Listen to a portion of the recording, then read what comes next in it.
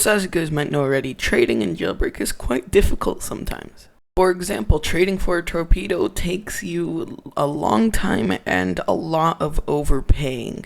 And not a lot of people can afford that amount of overpaying, so I have some tips and tricks for you guys today so you guys can get a torpedo, Brulee, arachnid, whatever rare car you want for a pretty decent price and for a price that is actually a big win for you. Keep in mind some of these might take a long time to do. For example, if you want to get a good car to trade, you might have to spend a couple hours in the trading hub, but yeah. Let's not waste any more time and let's get into this now. So the first method here is to trade your way up.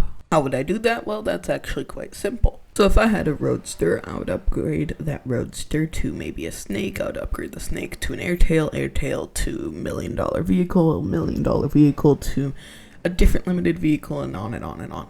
This will take a while, but you slowly edge your way up to the bigger limiteds. So I would aim for a Brulee, and then you repeat that process for another Brulee, or another Brulee, and then you could go for a torpedo. Then you could do that again, get another torpedo, on and on and on and on. It will take a couple of hours, but it probably will be worth it in the end because you will be able to get more limiteds with those. The second tip is to avoid using $1 million vehicles. This is because if you use your $1 million vehicles, it'll be a little bit hard to get them back because you'll either have to rebuy them, which will make you go broke quite fast. Another way to get them back is by trading, but then you'll end up losing other cars just to get the $1 million vehicles back, so I don't really see the point in that either. So I guess it's just easier to buy them back, so yeah, just don't use your $1 million vehicles. Avoid it, but if you need to use them, go ahead. It's just try to avoid it. The last tip here is to never stand still and always keep moving. If you stand still,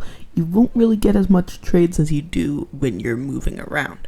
If you're moving around, you could trade with other people and you just get through it much quicker. But if you're just standing still in a car, you probably won't get that many trades and you'll just be sitting there most of the time.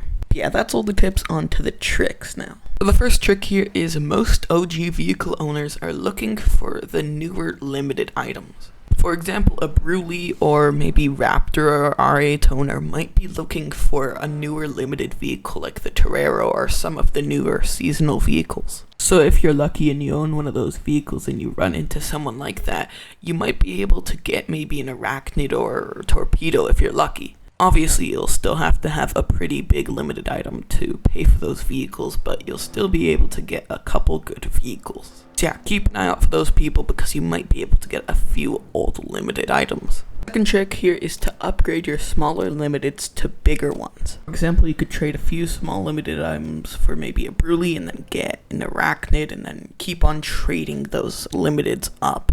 Because trust me, limited items that are small are still worth something. They will get you somewhere if you find the right people that want those items. Because I've seen people willing to receive a banana car or some vehicle like that just for a Brulee. So if you do something like that, you could get a torpedo or a raptor quite quickly. Last trick here, using rare rims or spoilers like the spinner rims or the brick set spoiler could get you really rare items.